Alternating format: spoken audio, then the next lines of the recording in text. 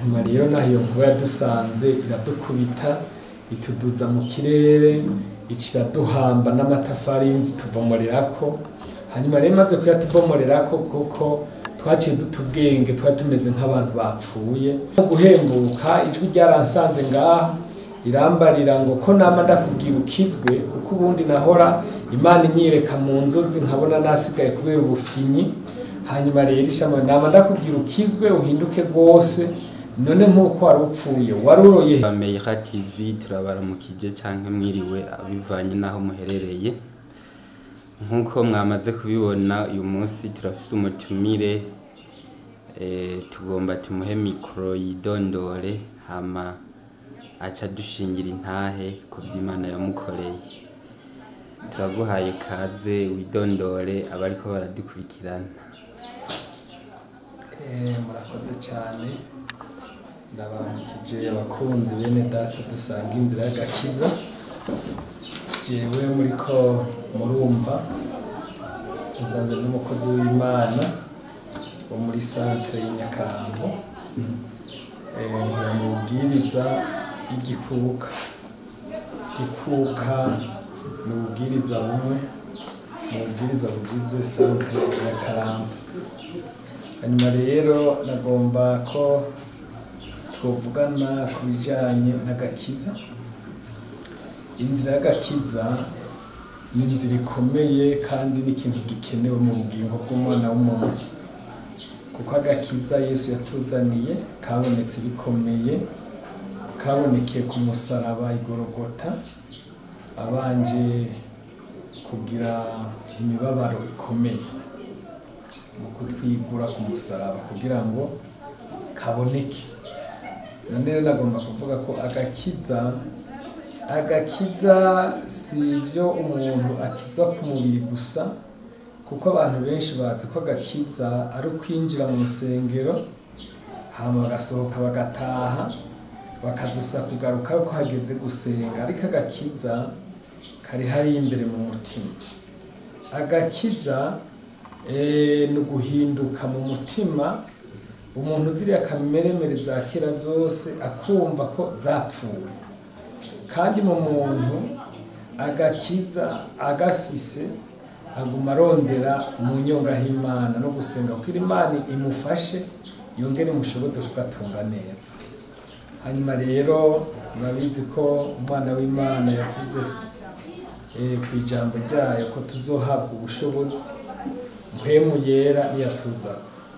Nagomba kuvuga ikindi kintu gituma umuntu ashobora guhagarara neza mu gakiza, nuko aba yarakiriye ubushobozi bwa mpwemu, ko nibwo bumushoboza gutsinda kameremere zirya zari za kera. Hariho kamere ziba mu muntu za kera zituma umuntu ataravye neza zomubuza gukizwa. Jewe nakijijwe kuva nkiri umwana mutoya, ku myaka 7 niho nakizwa ko nize kw'ishengero ku mashuri ari muri convention ya Pentecote. Hanyuma rero abigisha batwigisha bari bakijijwe, batanguye kutubwira ubutumwa turi abana bato, duca turabwizera, duca turihana. Ico gihe rero murazi umwana ari muto yariko ari developa atera akura, n'imyaka igatera ikura, haragera ibihe bihinduka umuntu akinjira muri adolescence. Hamaze kuba adolescence rero iyo ataravye neza, adolescence ashobora kumutesha agakiza yakiriye kose kagaca kavamo. Ico gihe rero twege nta telefone zariho, ego umuntu naho yumva akunze ngo ashobore gutelefona umuntu mugabo harashobora kwandika udukete. Rero je nagomba kuvuga ko Imana muri ico gihe yashiriyeho uruzitiro kugira ngo simpuruduke mpave ninjira muri ivyo bintu bintesha agakiza. Ngeze mu myaka 17, 16, ego naje nariko ndakura numva ko ndiko ndaba umusore. Yaje umuntu abonye umukobwa yumva ko atanguye gushima. Ico gihe rero harabaye igihe ego Imana naho nyene irandera kugira ngo sinzobihurudukemo, kuko musanze muzi ko umuntu abihurudukiyemo agakiza bagatakaje. Ico gihe rero hariho umukobwa umwe nashaka kumwandikira intuze ikete, umunsi umwe rero ari muri vakanse tugenda ahantu ku soko, hari ahantu abanyeshuri baruhutse duhurira kugira tubonane n'abo bantu turamukanye tuyage, ko hari izo ambiance zo gutera inkuru nta bindi byariho. Hanyuma rero ico gihe rero nabigize ariko wa Mungu sinaje gusenga kandi nasanze ndumuririmbye muri korali. Hanyuma rero ico gihe byabaye ibintu bikomeye kuko Imana yarungitse akavura gakeyi, hanyuma twari tuca kuvuga muri chantier ata muntu yayibamo. Hanyuma rero ikirungika inkuba mwese musanze muyizi, harakubita umuturaga rukaze ucura duterura muri iyo nzu udukubita hasi, ucufata amatafari y'impome ari ku nzu, hanyuma rero uca utubomorerako. Bamwe bari mu ibaraza ariko twege ndari mfise umugenzi wanje turinjira indani hanyuma hariya mu cumba yari umuhungu umwe yiga mu w'indwi. Hanyuma rero duca turajana mu cumba turayaga. Hanyuma rero naho iyo nkuba yadusanze iradukubita ituduza mu kirere, iciraduhamba n'amatafari y'inzu tubomorerako. Hanyuma rero maze kuyatubomorerako kuko twaciye dutubwenge, twari tumeze nk'abantu bapfuye. Ariko mugenzi wanje wewe yiga mu mwaka w'indwi yaciye apfa, ico gihe nyene ntiyasubiye kubaho, yaciye apfa. Nanje rero mu guhembuka ijwi ryaransanze ngaho irambarira ngo ko nama ndakubwira ukizwe, kuko ubundi nahora Imana inyereka mu nzozi nkabona nasigaye kubera ubufyinyi. Hanyuma rero ishama nama ndakubwira ukizwe uhinduke rwose, none nk'uko wari upfuye waruroye he? Iryo jwi ryari rikaze kuko ryaranteye ubwoba. Ngiye kuraba mugenzi wanje aho yari aryamye, aho aryamye nsanga ariko arasamba ariko aracikana. Ubwo ico gihe rero yaciye acikana ntiyasubiye kubaho. Nanje ndasenga isengesho ndavuga nti Mana wo nkura hano hantu nzoca nihana neza sinzosubira kuyayata. Ubwo nacenje hanze rero ngiye kuraba nsanga hari umugeme mu vyaranje twari kumwe bari hanze, kuko ico gihe abigeme bico gihe bari bafise urupfasoni, naho vyari uko ntibapfa kwisukira ngo binjire abahungu bari. Uwo mwigeme rero nsanga nawe nyene yamukubise, iri kumwe n'undi mugabo nyene yakubise muryamika ku gishitsi, akaguma azaravuga ngo Mana ya Yakobo na Danieli na Isaka wo nkura kuri iki gishitsi no gushima. Rero nshitse hanze ace mvuga nte wundi muntu w'umukiriso washaho Imana igiriye ubuntu. Nari nzi ko ari umukiriso mugabo ntiyari umukiriso, yapfa kubisenga ko yari amajambo yari yarafashe gusa. Kagakiza ndiko ndavuga ko ku mutima nta karimwo, yabivuga ku munwa gusa, kuko igihe bamuvyura bamukuye kuri ico gishitsi bamwicaritse yaciye ababwira ngo ariko arasha ku mutima, ngo bagende bamuronderera agacupa k'urwagwa ngo yumve ko yopfuvya ku mutima. Ariko nukuri ntibace bamutwara kwikinga, mugabo amatwi ansumira bambwiye ko yashize acarapfa. Murumva ko yapfuye ahejeje nabi, kubera kagakiza ko mu mutima ntikari bwinjire. Ico gihe rero je naciye ndondera, kuko hanze hariho umupfumu yari yaje kuraba ibibaye, aca tubwira ngo tugende adushire ku muti, inkuba izogaruka kudutora. Bamwe baremera barabashira ku muti, ariko je ko hari ijwi twari twavuganye ndavuga nti je ndafise ijwi twavuganye, sinshobora gukora icyaha ngo munshire ku muti. Ngo uri kurasamara, ngo usamara, ngo tugushire ku muti kuko inkuba izogaruka kugutora. Hanyuma ndanka ndavuga nti ntibishoboka ko jewe munshira ku muti, hariho uwo twavuganye. Nca ndataha muhira barantuka, barambarira ngo urisema ko wanse ko bagushira ku uwo muti. Nanje ndababwira nti jewe nta muti bashobora kunshirako, ndafise uwo twavuganye.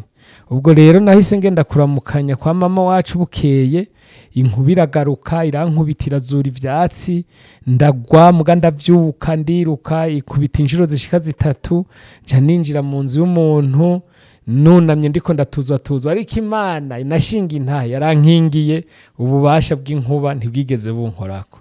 ndashima Imana rero ko aho hantu yanyigishije, kuko kuva ico gihe naciye ntangura gusenga no kurondera mu nyonga z'Imana.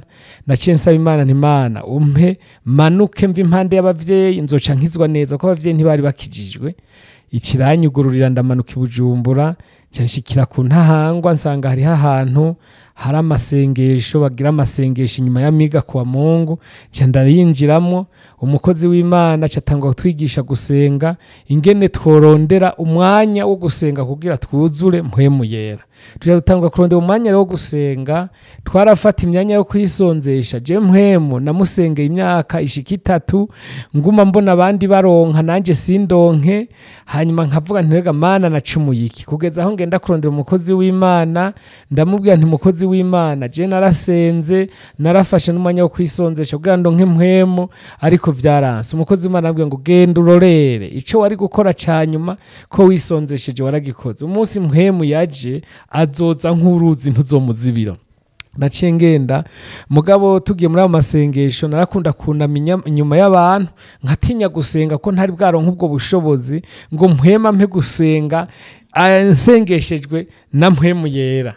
Naca ntinya nkunama kugira ntibangene, ariko igihe kimwe baramvunduruye, duhejeje gutanga ishikanwa, baca bambwira nje kurisengera. Ndarifashe mu minwe, kuko nari nabwiye Imana, mbonye abandi bigeme bariko barasenga, nkabona bakora amosozi banezerewe, nkavuga nti we sha Mana urampa nanje nzosenge muri mpwemu na rimwe numva ingene biryoshe. Hanyuma rero ico gihe nca ngenda ndasenga, twabana n'abantu badakijijwe, bagaca baja kunywa bagataha baborewe. Nanje naca ngorora ikirago nkagisasa muri saro, nkaca ndambarara ko nkasenga, avuga nti Imana bagiye kunywa baza gutaha baborewe, ndasavye nanje muri aka kanya basange naborewe mpwemu yera. Nkaguma nsenga. Ico gihe niho bampa rero, ariko Mungu nsengera ishikanwa, ndarifashe mu minwe, nza numva ibintu vyampindukanye, ntangura kumva wa munezero na ya mosozi naguma nifuza ko no kumva muri mpwemu, numva arasesetse, ntangura kuvuga haleluya imwe idahera, numva nibindi ndiko ndavuga ntatahura, nza numva umunezero mwishi. Naho rero nabaje none ga Mana, inyama noba narigeze kurya ziryoshe nko kuzura mpwemu naziriye, canke urubanza noba naragiye ko rumeze nko ruryoshe nk'uko kuntu ndyohewe ndonse umubatizo muri mpwemu, noba nagize urwo rubanza hehe? Nsanga nta kintu kiriho kiruta kuzura mpwemu.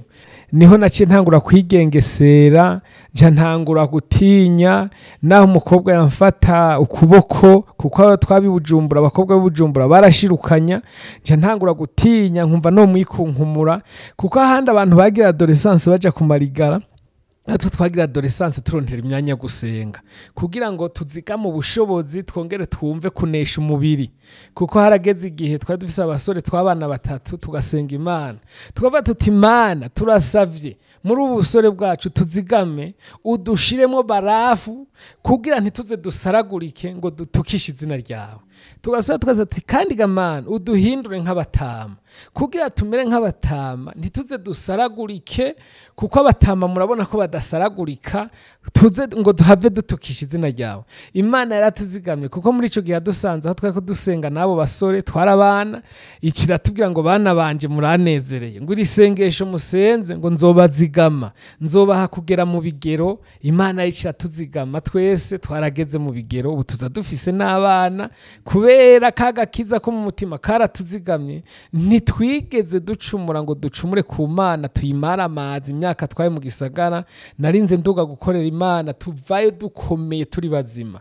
None rero kabisa nagomba gushingira intahe bene data nkanje canke ugwaruka, bamenye ko imyaka badashobora kuyitwara batuzuye mpwemu. Iyi myaka ya adolescence iraremera, umuntu agaca atakaza ivy'agakiza, agaca amera nk'umuntu yataye ubwenge, kubera ko iyo myaka iramuremeramo, kuko hari ibintu bihinduka mu mubiri wiwe. Ariko uri muri mpwemu, adolescence uca uyigira mu vy'impwemu, mu kurondera umwanya wo gusenga no mu gusoma ijambo ry'Imana no kubana n'abandi bakijijwe mu gashingiranira intahe. Naho adolescence iciza ku muntu yakijijwe neza akakira agakiza. Murakoze rero, nagomba gushinga intange Imana yatuzigamye muri iyo myaka, nshingire ntaho ugwaruka rurondere ubushobozi, rurondere kwiyegereza Imana kugira ruhinduke gose, kuko adahindutse gose ejo azosanga yakoze ivyaha, aca kenyuka akiri muto, acapfa atarakorera Imana, kandi Imana yamushizeho ko ifise intumbero ko azoyikorera. Nuko rero Imana yacu nihabwe icubahiro, ishobora gutanga agakiza no kuzigama umuntu akaguma ahagaze, iragahabwa icubahiro.